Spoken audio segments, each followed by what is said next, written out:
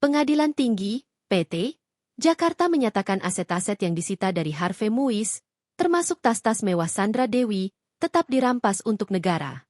Ketua Majelis Hakim PT Jakarta, Teguh Haryanto, mengatakan barang bukti yang terlampir dalam berkas perkara Harvey menjadi satu kesatuan dengan putusan majelis tingkat banding.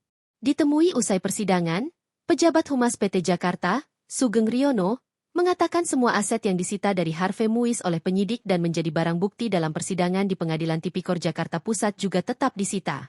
Nantinya, kata Sugeng, jika Harvey tidak membayar pidana tambahan berupa uang pengganti 420 miliar rupiah, maka barang-barang yang disita itu akan dilelang dan hasilnya diserahkan kepada negara. Sebelumnya, pada pengadilan tingkat pertama, Majelis Hakim Pengadilan Tipikor Jakarta Pusat memerintahkan seluruh aset Harvey dan Sandra Dewi yang disita dirampas untuk negara.